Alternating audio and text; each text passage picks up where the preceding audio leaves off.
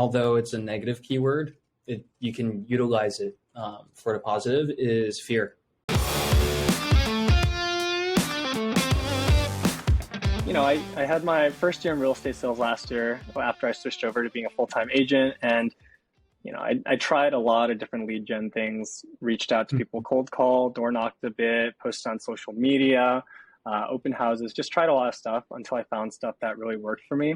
And then along the way, I came across, the idea of active prospecting and passive prospecting, where, door knocking, cold calls, active in the sense that your results are directly tied to the amount of time you put in, versus passive prospecting, and where a lot of people talk about how social media really scales your time, right? You put 10, 30 minutes into a video, you might get 20 hours of watch time, 30 hours of watch time. So my question is as you build into this business more, as you grow on the sales side of things, how do you personally balance your time when it comes to things that you're actively prospecting versus, are you at a point now where leads just come find you, leads are coming in that you don't even have to prospect as much anymore? Really good question. I think about it in a slightly different way.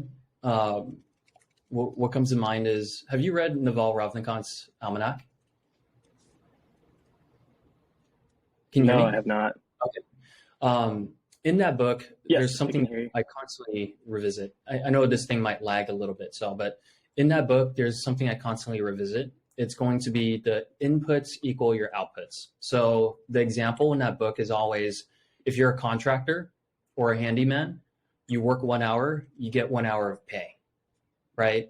And if you work the rest of your life as a contractor, you get the hourly pay that you work.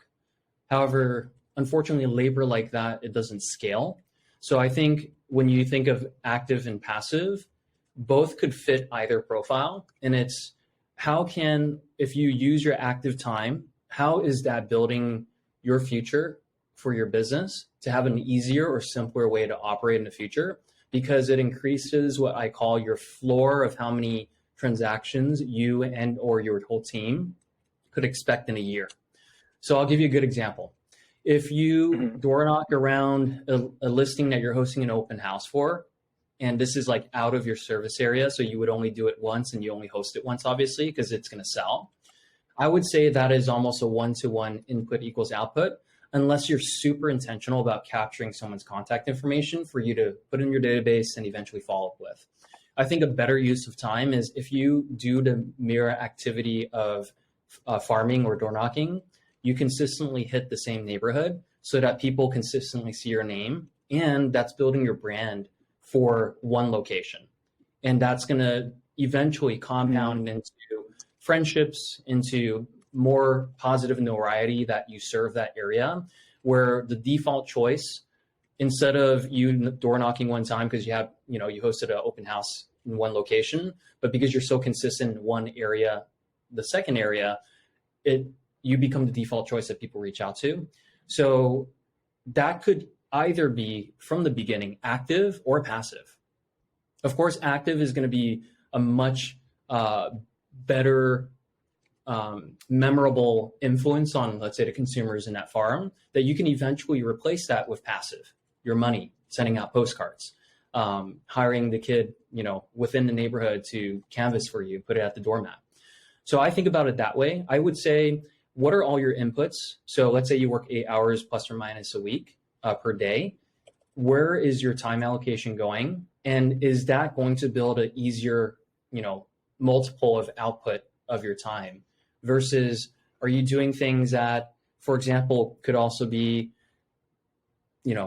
managing your escrow file? Yes, you will get paid because you manage your escrow file, but it's a one-for-one input.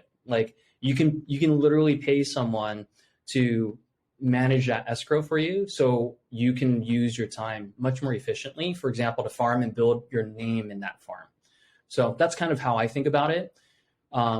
If you kind of have a handful of main ways that you generate business right now, I would break it down and see which one compounds your efforts more in the future. And that's probably what you want to focus on. And then the second layer to that is maybe your conversion for those handful of things is different too.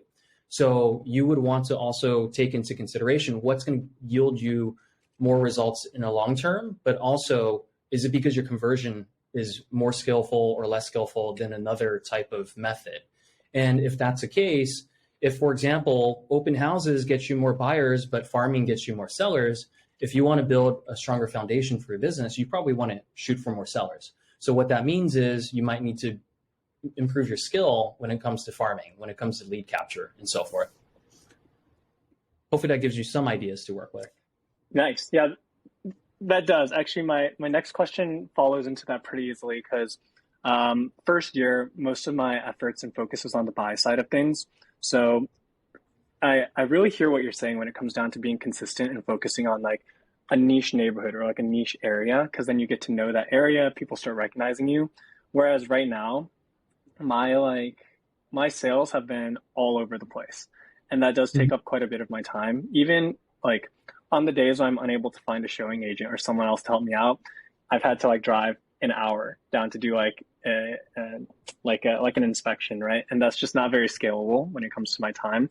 I totally get like the long term of building a listing side business as well. But from what I've heard from like some other agents, it takes time to really build that reputation and to build up the listing side. I'd love your take on this because some people are like, hey, listen, like focus on buy side first, and then 2 to 3 years down, as you've like built more of a sphere, you have more of a reputation in the community, then it's easier to get listings. But what would you recommend for someone, you know, after year one in growing on the listing side? Listings are foundational. So it is basically the defense for your business, because predictable listings, you're more likely to guarantee your compensation than servicing, you know, a handful of buyers. Secondly, is listings take a lot less time if you have the appropriate, you know, leverage or help from your team. Whether you have it now or not, it's okay. At least it's something that you can learn and acknowledge and take notes on process. But if, you know, for me, I'm a salesperson, you know, traditional sales agent by nature, I'm not really good at processes. But with that understanding, you can work towards getting there by obviously servicing, you know, the files as you need to, the clients as you need to once you sign a listing, but eventually intentionally taking notes so that you can eventually delegate that. So from a transition standpoint, I think I'll give you the hierarchy of what to focus on and then the hierarchy of what to delegate. So okay, you first want to focus on lead generation for listings. Closer towards your area in Beaverton, you know, one of my early mentors, his name is Craig Rieger. He gave me the advice that all of your marketing pieces should always be seller facing. All lead gen efforts, all marketing material should be seller facing, because the reality is, if it is seller facing and you capture more listings, that's the intention, the buyers will come to you. I get it. The market is slightly different than what it was prior, but still, who controls the listings controls the market. And that's why we all prioritize as agents, where can I find the listings? But if your lead gen is focused on listings, what are you going to get? Listings, right? So lead gen for listings. Lead gen for listings leads to more listings, which leads to opportunities to host open houses, which leads to buyers.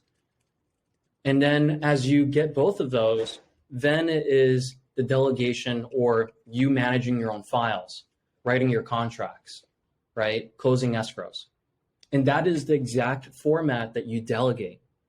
You first delegate your files, your admin work, your listing coordination, your transaction management. Then you delegate your buyers because they take more time, right? Then you delegate taking the listings. So what's the last thing that you would delegate then? It's finding the opportunities for listings. That is still one thing. I'm still in the business. I'm still, you know, day to day. My most important job, aside from leading the team, aside from going on listing consultations, is still the masterminding behind how effective am I with my own time to generate listings? And how effective is our marketing dollars to generate listings? How's the ROI of both of those things? If I'm constantly focusing on my ROI for time and money for listings, listings drive open house opportunities for, my buyer's agents. It drives positive reviews online that you can build a profile over time and eventually and hopefully rank high for buyers to reach out or sellers to reach out. And it drives me being able to employ all of my staff, because my staff need something to do. Unless I'm productive, they won't be productive. So all starts with how I spend my time and money, which I think it gives you the answer. You're maybe reaching a point where, let's say in the beginning, we all do everything. Lead gen for listings, getting listings and servicing them, getting buyers and servicing them, and then of course getting an escrow and managing that, and then delegate that direction as well. Totally. Yeah. I hear you I totally hear where you're coming from. So just to give you a bit more context on where I was at and how things have been going for me in business, my sole focus has so far been with the FI team to help people get into like that first house hack, to help people find those investment properties, which my unique niche and my unique edge so far has been on the acquisition side of things and being really good at helping people underwrite, being really good at finding profitable Airbnbs. Like, I think that's a unique spot where I beat out other agents, and that's why people have come to me. But to that point of like delegation and time, November was awesome. I had 6 transactions close in November, but on the buy side for 6 transactions also meant that November was, they closed in November. So October was really crazy for me. I think I was just like all over the place all the time. And fortunately, I do have a transaction coordinator now that coordinates like 90% of the, of after we get into escrow, but there's still times I need to plug in, right? And it was just at that point, it was too much for me where I was like, I don't think I want to do 6 buy-side transactions a month. It's just like not, it wasn't even fun for me anymore, right? So I feel like, doing 2, maybe 3 buy transactions is fine per month, but I get where you're coming from when, if you want to scale up, if you really want to build up the business, the focus needs to be on the listing side of things.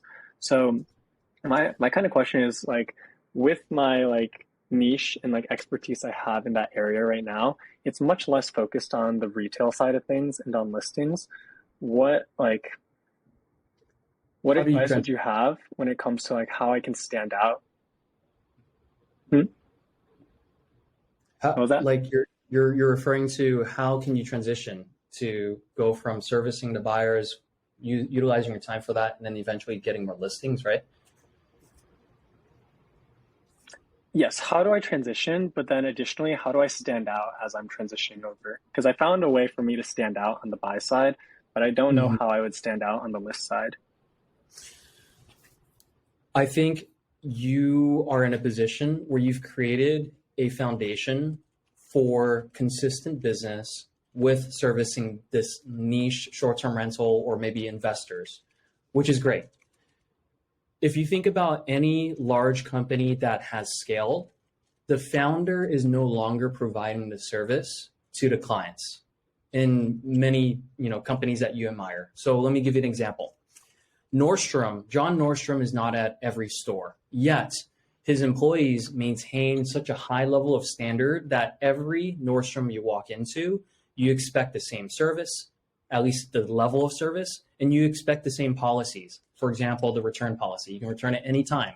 That gets us to feel comfortable purchasing, but also making the right decisions, right? I know retail is totally different from real estate, but I think what you should start doing, and you probably have, is document your niche so well that when you do delegate it, because you are now identifying a better use of your time, which is focusing on listings, but you have to see results from getting listings for you to feel comfortable delegating your main niche that's generating you income now. But if you document the standards of service that you provide to these types of consumers, I think you, at the end of the day, fast forward a year or 2 years, 3 years, you just need to hold someone accountable to those standards and maintaining the closings for that niche that you've created. In fact, even me, taking listings the way that I do, if I could document my approach, my spiel, so my scripting, how we service, which is done by someone else now, listing coordinators, I could even relieve myself and focus on the next thing for my own business as well, right? The best use of my time. So I think you're in a great position. You have a source of leads that you are consistently closing. You are absolutely right that traveling to and from, the driving time, buyers taking a little bit more time to service, the key here is eventually you're going to have to say no, either by delegating it or by focusing your time on something else, because it's a better use of your time. It's okay, I think, for you to be selfish. And it feels even better if you have someone to delegate it to. Because if you're being selfish to focus on what's most important in your business, sometimes that means you're taking focus away from the people that you used to serve. But if you find a replacement for you in that regard, then you don't have to feel bad because they're getting the same level of service because you set up the standards for the 5 team in Seattle to be able to service that. Yeah, that's exactly it. That's definitely a work in progress for me. I think when it comes to process and documentation, because I do have that exact thought that you're bringing up, which is if I'm not doing this right now, can I ensure and maintain that same kind of quality experience from the whole situation? And if it's well documented, I'm sure that would be the case. But as I'm sure you hear from plenty of like people getting into real estate or small business, it just like never feels like there's time to focus on this most important thing, right? It's not an urgent thing, but it is incredibly important. Absolutely. Have you read 7 Habits of Highly Effective People, Habit 2? I have. Habit 2. Is that the quadrant of importance or is that a different one? Beginning with the end in mind and the quadrants, because lead gen, lead follow-up, business building is not urgent, but more important than taking out the fires that pop up. We have to, because we're in the day-to-day business. But yeah, that's what comes to mind. I think if you truly believe it's the most important thing for you to focus on, let's say you identified a certain activities, is just the most important thing you need to protect in your time block, even though your energy might be drained from handling the fires of the day-to-day. And that's the hard part. But if you can accomplish that challenge, then you have a growing business. Yeah, makes sense. Just out of my curiosity, do you guys track, ROI for marketing spend? I'm curious of your different kinds of lead gen strategies, what the ROI looks like for each of the different ways you play, and what's typically been the most successful for you and your team. Great questions. So ROI tracking could be differentiated between buyer and seller. It could also be differentiated in a way that you visualize your sales funnel. So intent-driven leads tend to fall lower in the sales funnel, which means the cost per lead is going to be a lot more expensive than, for example, a Yelp lead that reaches out, that reads your reviews, that is searching specifically for real estate agent in, let's say, Seattle, has a much higher chance of converting than that random opt-in because you ran a Facebook ad and it showed a home that they're interested in, they're curious about. So the cost per lead varies a lot, but at the end of the day, if you look at the closings, you probably could correlate based on, let's say, ranking the amount of closings from each source. The Yelp leads are a much higher chance of closing, but it usually costs a lot more. And potentially is not just the amount that you throw at the problem or you throw at the marketing expense, but it's also how well does your page perform organically for people to search for you. So when we look at ROI, if most of the time we're going to look at it from lead source to cost of how much dollars you spend, I would say that farming, direct outreaches are probably the most important because it specifically is a seller reaching out and inquiring about a sale. Then in our business, it's going to be open house and Yelp. So we probably get 24 sides per year across our agents for both lead sources. Yelp is high because it's intent-driven search. Open house is high close rate as well and high priority because it is also intent driven, face-to-face walk-in search. Like they obviously brought themselves there because they're curious, even if it's a year or 2 years out for them to transact real estate. And then the less intent driven is going to be Facebook leads. PPC, right? PPC is intent driven, but they're so early in the process that it's still high up the funnel.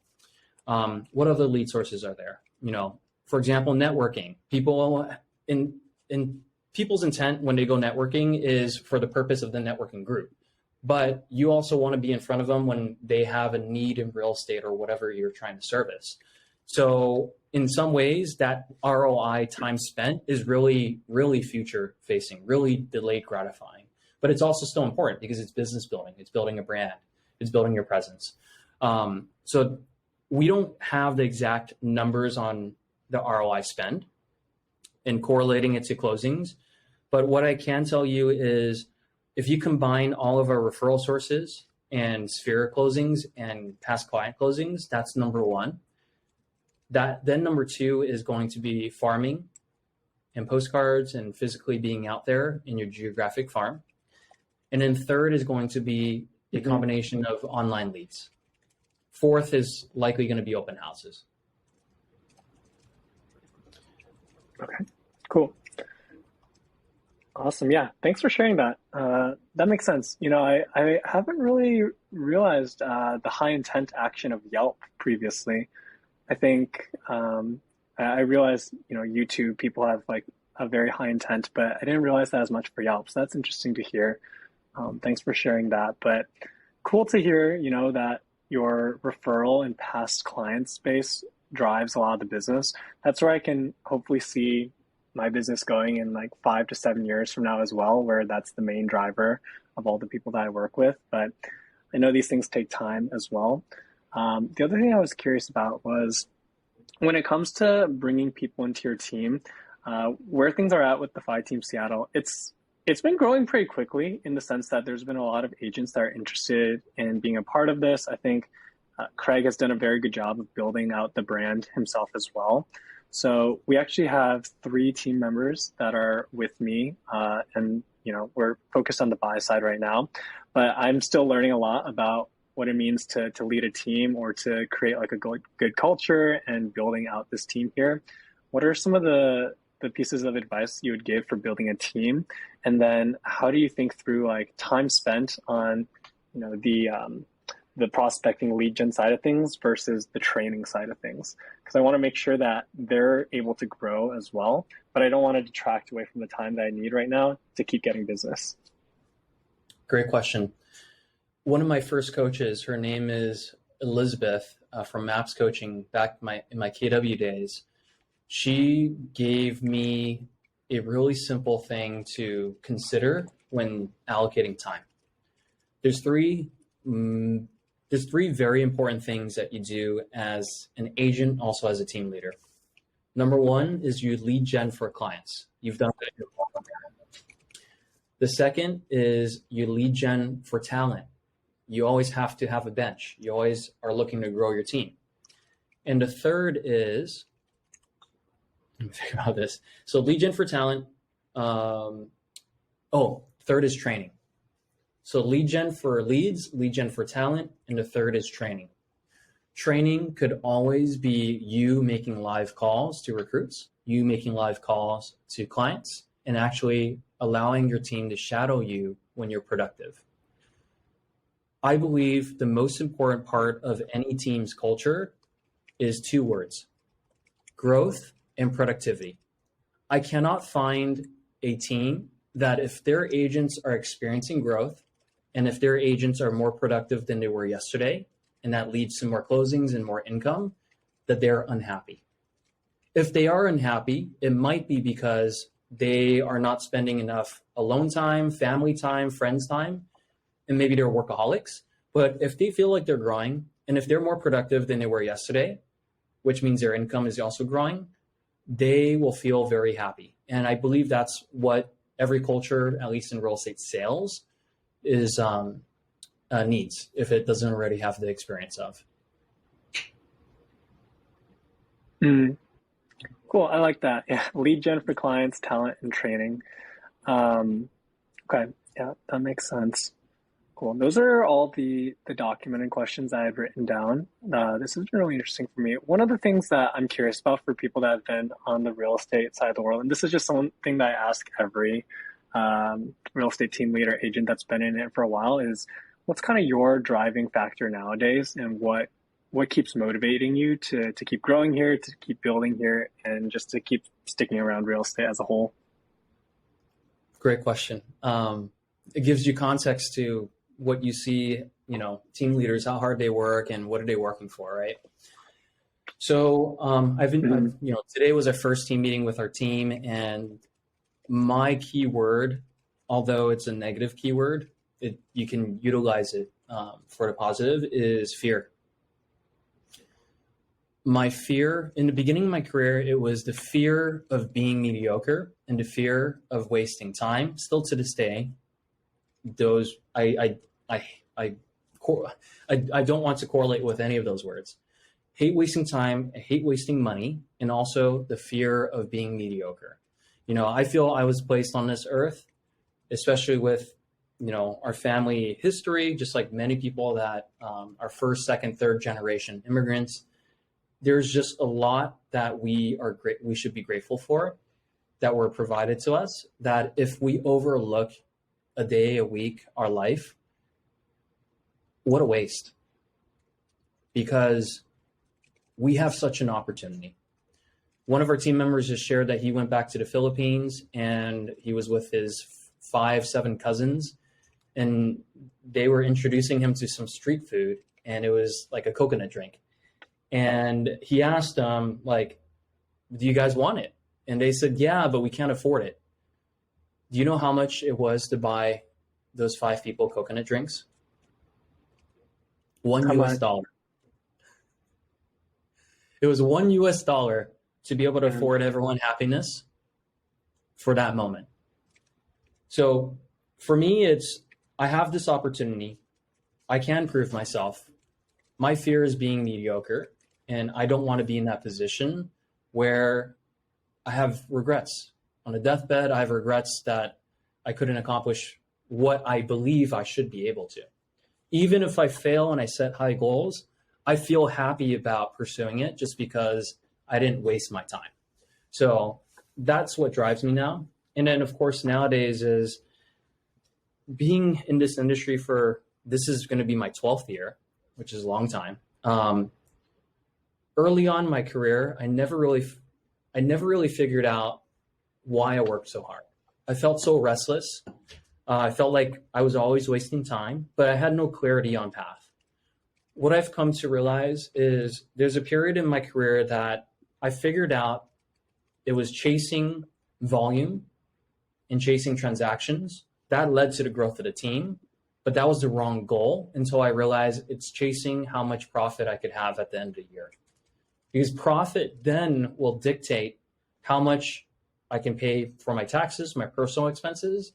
And you probably hear this from Craig, what's left over from that is what I could deploy into cash flowing real estate, for example. And eventually my cash flowing real estate should cover a multiple of my personal expenses and taxes. And that's when I could feel more at ease or more blissful in a moment where I can make a decision if I want to work that day or not.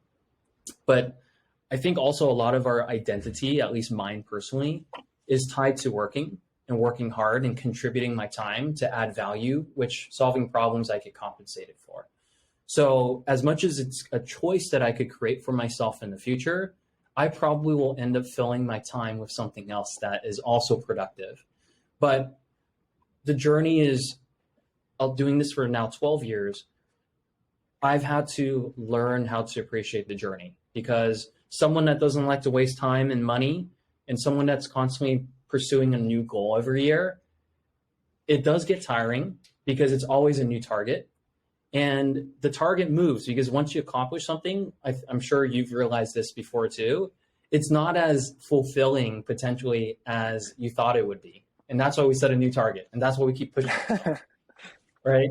So for me, it's really finding enjoyment in the process, and it makes it easier when you work with people that you enjoy working with, that you're responsible for, right?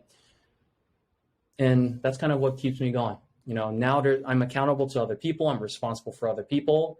More accountability, more responsibility equals more potential compensation as well, because I'm adding value to more and impacting positively more people. And that's kind of what, keeps me going. Yeah, no, that all resonates with me a lot. I think I'm at a spot in my career where like defining clarity and finding that clear roadmap is still a work in progress. Um, to echo what you were saying about that moving target. So back when I was at Facebook, my parents, as also immigrants to America, they had the idea of, once I have that job, that stable income, I'm basically set for life. But that's never really been my personality. I always knew that I wanted to, be more of an entrepreneur. And I feel like being a real estate agent slash leader it's like kind of that perfect mix where I don't know why real estate agents have this impression that they're salespeople. To like really succeed, you have to be a business owner and like think strategically like a business as well. So it's been very exciting for me in this first year. But to your point of the moving target, when I was growing up, the target was always like get that high paying tech job. And then when I was in that tech job, I was like, I'm not happy. So my next target is let's get enough passive income so that I don't have to work. But once I got to that passive income, I realized this isn't it either.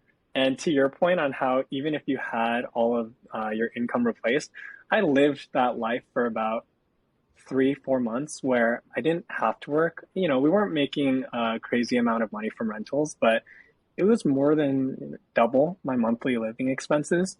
So I just didn't do much for a while. And life gets very deflating and boring if you don't have anything to work after or anything that's driving you. And I quickly realized that, like, man, so naive in my thinking that like once I figured out the financial side of things, I would be content and happy. There was like deeper things I needed to work through and figure out. And then since I've been on this journey into real estate so far, it's really aligned a lot more with my skill sets, how I get to work with people, communicating with people, helping people. Like a lot of these things I think are really tying to like, what I was put on this earth to do. But I'm still figuring it out, right? And I think what I did last year and what I mentioned at the start of the call is I'm trying to like narrow scope because I really threw like my efforts everywhere. Before like end of the year, I like really doubled down on the sales side of things. So I've been like looking at Airbnb coaching, I've been doing sales, I've been doing my own investments, and there's just not enough time to be successful at all of that. And what I found is like I started becoming mediocre at everything. And that is not a fun spot to be at, when you're like feeling like you're pulled in all directions, but you just can't make excellence in any of them because the other things are pulling you too. So my core goal over like the next week or two is axe out everything that doesn't make sense for my time anymore because there's just no time for distractions and I need to like focus. So and all that said, a lot of what you said resonated with me, and I just wanted to add some of my own thoughts too. Appreciate your feedback. It's a journey to say no, reflect, understand what's good use of time personally too, not just business. Like I'm sure me and you, all had to say no to certain people in our lives that didn't contribute as well, right? We all have those choices. Sometimes our emotions get tied into our ability to say no, even though that's potentially the right decision that your gut tells you. And that's, I guess, the nature of being human. We have our imperfections. We're not always going to make the right decisions for us. But sometimes you just have to be selfish because your time is limited, super limited resource.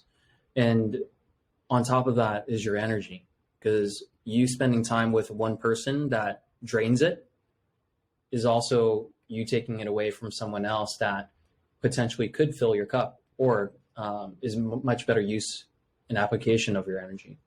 So what ties into that a lot is, and this past year I've had a bit more focus on it just because my spouse is helpful in it, is diet affects my energy so much too. where if the way that I eat and I sleep and I drink water, for example, affects my energy, it also ultimately affects my time, and my choices become potentially greater because I could make more choices because I have more energy. And I would say it's a constant, making sure that you're going to be on course for what you want, and you're always going to be off course. I think one way that Gary Keller says it really well is every moment that you're off course, it's a compounding effect that you're going to continue to be off course. Every moment that you're on course, to your own terms, right? Because we grew up dependent on people's feedback. That's why we wanted to get that high paying tech job. I wanted to, be whatever it was that maybe was sold to me by society or my family. But I think it's also just a realization that you always have to have your own space and thinking time, and you're always going to be self-correcting your journey, but only you can dictate what the right path is. And hopefully that helps, because a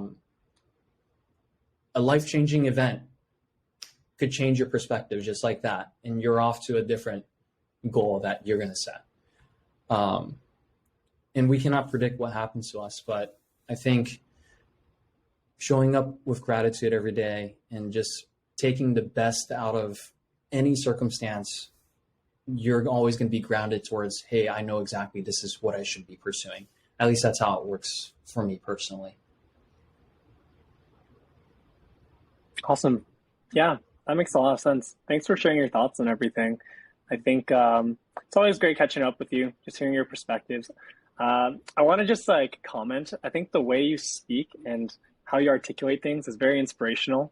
I just every time I leave calls with you, I feel a lot of energy. And I know we've only had 3 calls all time, but this is how I felt every time. So yeah, just appreciate your time. Appreciate you being here too. Happy to help any way I can. You can always just message me if you need to. We're all friends, especially anyone. Friend of Craig's too. And I know we met before even, I think you met Craig, right? Or maybe you followed him for quite a bit. No, how did I even meet you? I think I met you, Jenny Locke was on your team a while back, right? Yeah. Possibly I think, I met her at some kind of yeah, something like that. So long, way back when, 4 years ago or so. Yeah. But yeah, I'm excited to see as you progress in your journey.